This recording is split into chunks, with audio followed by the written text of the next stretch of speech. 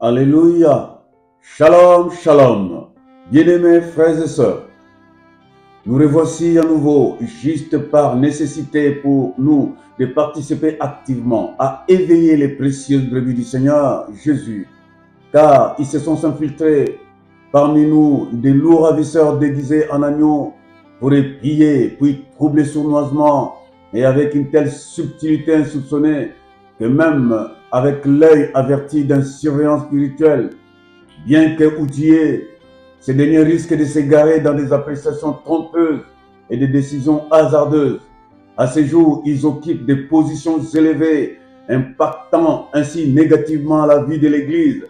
Ils équiment les réseaux sociaux, ils sont suivis par des masses, ils sont des leaders d'opinion avec un impact significatif même auprès des autorités politiques. Ils font des déclarations prophétiques qui, malheureusement ou curieusement, s'accomplissent. Un examen approfondi sur leur manière d'opérer et d'être, leur personnalité, il s'en dégage des graves décalages ci-après. Nous en énumérons. Premièrement, il leur manque l'éthique ou le simple respect des règles morales et le sens du poids de la responsabilité vis-à-vis des âmes du Seigneur qui, elles, cherchent Dieu pendant que le berger mercenaire, lui, a des préoccupations tournées vers le monde et la gloire qu'il peut offrir. Deuxièmement, ils peuvent parler du Seigneur, lire et expliciter certains passages bibliques, mais leur langue n'est pas ou n'est plus une source de bénédiction. Imagine une conduite d'eau attaquée par la rouille. L'eau même qui jaillit de la robinetterie est un venin, est un poison, car polluée, n'est-ce pas? C'est cela la vérité, avec ces impressionnants princes de nos assemblées, dont certains ont une réelle apparence de la piété, mais qui renie malheureusement ce qui en fait la force, c'est-à-dire la justice, la miséricorde, la fidélité. Matthieu 23, 23. Donc, ils n'ont pas la langue exercée, celle qui communique la bénédiction, car la parole du Seigneur est esprit et vie. Et celui qui communique la vie aux âmes, c'est le Saint-Esprit qui, lui, élève non seulement la parole de Christ, mais aussi confirme par des signes évidents que ce que le peuple de Dieu entend de la part du serviteur vient de Dieu. Au lieu des signes authentiques qui s'accompagnent de l'allégresse, d'une joie à faire fondre des larmes, de gratitude envers Dieu, les plus vils des pécheurs, on assiste à des spectacles comme celui de Simon le magicien dans le livre des Actes des Apôtres, qui étonnait tous les habitants de Samarie. Frères et sœurs, Simon le magicien était un chef spirituel qui exerçait un ministère où le nom de Dieu, Dieu majuscule, était impliqué. Il drainait une foule fidèle exactement comme nous le voyons aujourd'hui dans nos assemblées. Nous lisons dans les livres des Actes des Apôtres, chapitre 8, verset 9. Il y avait auparavant dans la ville un homme nommé Simon qui, se donnant pour un personnage important, exerçait la magie et provoquait l'étonnement du peuple de la Samarie. Tous, depuis le plus petit jusqu'au plus grand, l'écoutaient attentivement et disaient « Celui-ci est la puissance de Dieu, Dieu majuscule, celle qui s'appelle la grande ». Il l'écoutait attentivement parce qu'il les avait longtemps étonnés par des actes de magie. Mais quand ils eurent cru à Philippe, qui leur annonçait la bonne nouvelle du royaume de Dieu et du nom de Jésus-Christ, hommes et femmes se firent baptisés. Simon lui-même crut et après avoir été baptisé, il ne quittait plus Philippe et il voyait avec étonnement les miracles et les grands prodiges qui s'opéraient. C'est la guerre que nous avons aujourd'hui malheureusement dans nos églises, dans nos familles, dans nos nations. Cette guerre, entre autres, entre la bonne sémence et la mauvaise sémence, la lumière et les ténèbres, le mal et les biens, les blés et l'ivraie. Au premier point, nous étudions au premier point la grande guerre des sémences. Cette guerre est celle évoquée dans le livre de Matthieu chapitre 13, versets 24 à 30, où Jésus le Maître révèle des vérités cachées à partir desquelles il avertit les fils du royaume et leurs bergers de la conduite à tenir face à celle-ci jusqu'au renouvellement de toutes choses. J'ai à cet effet lu de précieux commentaires de l'évêque Edir Macedo, missionnaire d'une église de réveil, où il parle du blé et de l'ivraie. Il parle de l'ivraie comme une plante qui, à première vue, est difficilement identifiable quand il reste collé au blé, car elles ont un même aspect et ils sont très semblables. On ne peut donc pas l'enlever. On ne peut donc l'enlever que lorsque le bleu porte des fruits, changeant ainsi de couleur du vert au brun foncé, alors que l'ivraie, lui, devient gris sombre. L'ivraie, cependant, contrairement au blé, ne produit aucun fruit, aucun type d'aliment, ni même pour les animaux, car si les animaux en mangeaient, leurs déjections vont abîmer les sols.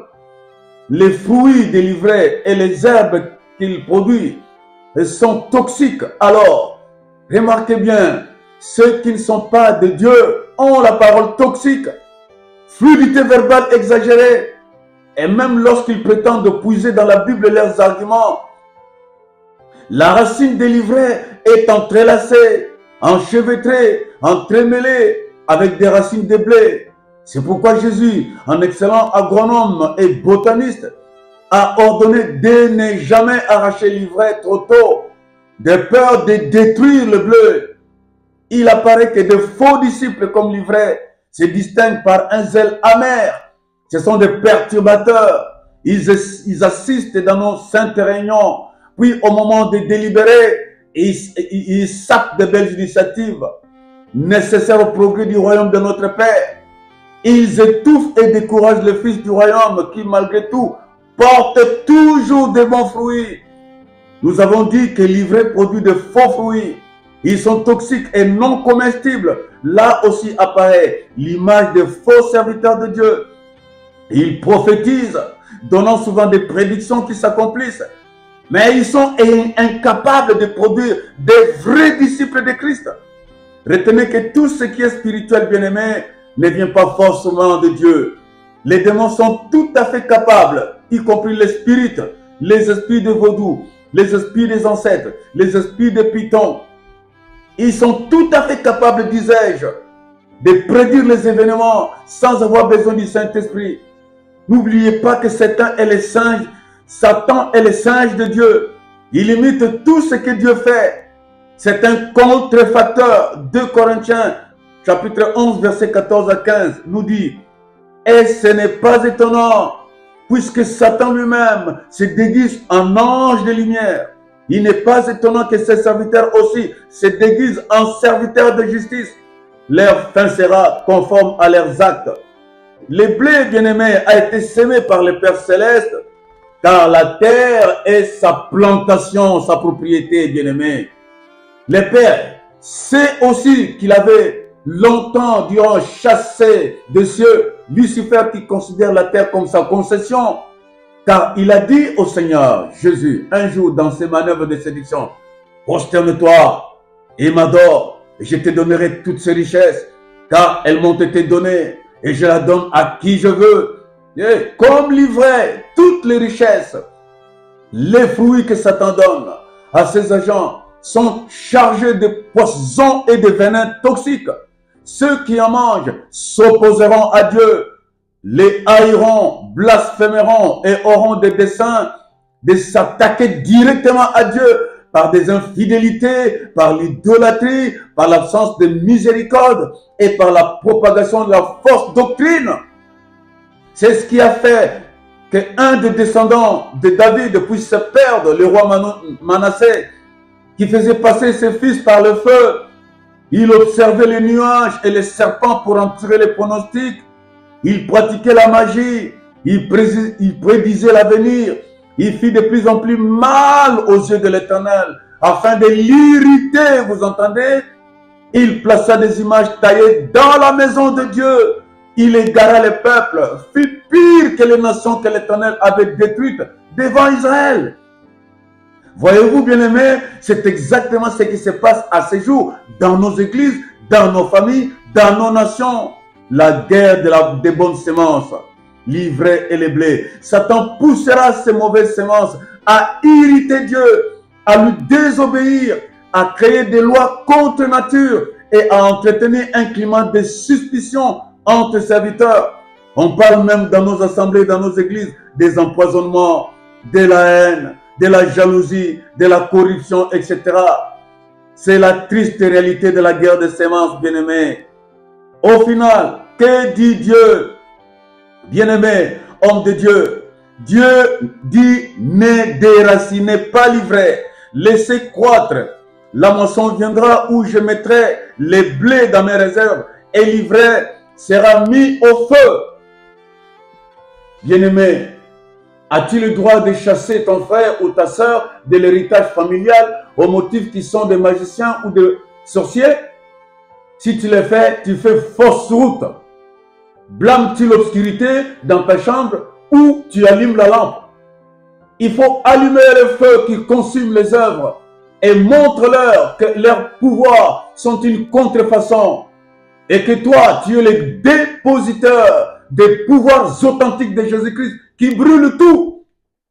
Proverbe chapitre 28, verset 1 nous dit, le méchant fuira sans qu'on le poursuive.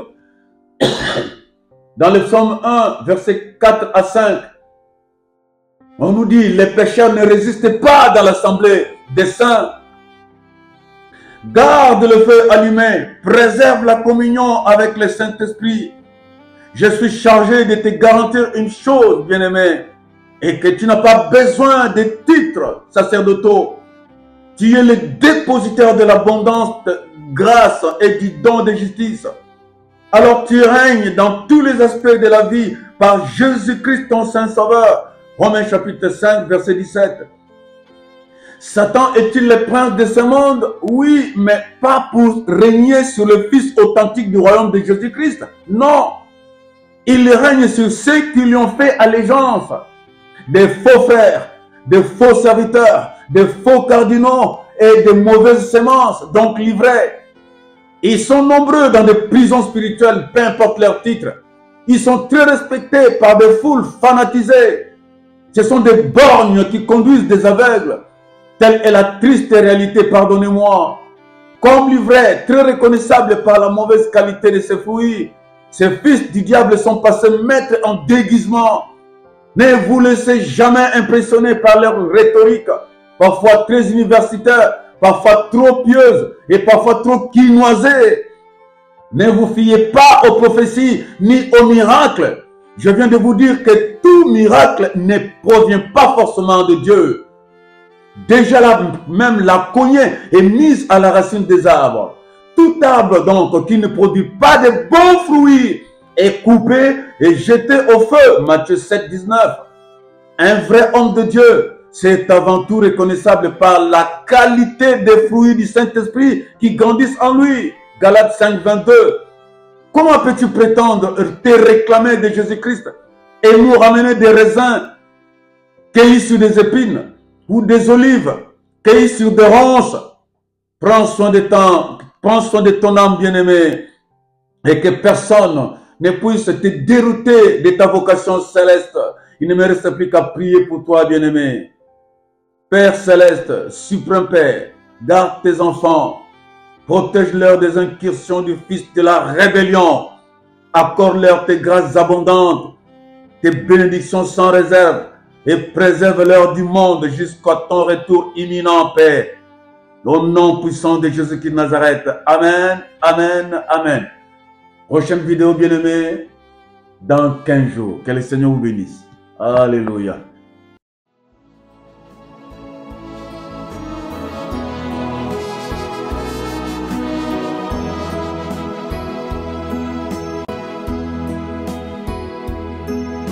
Seul refuge de mon âme, je veux m'appuyer sur toi.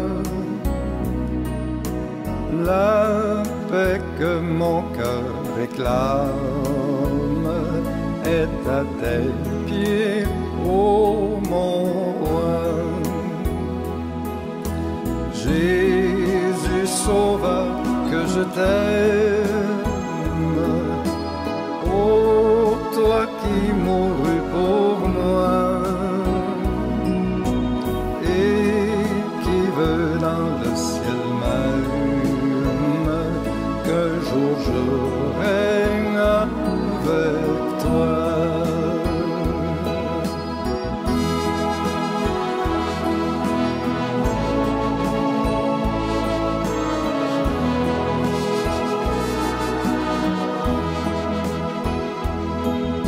Sur ta croix, victime sainte,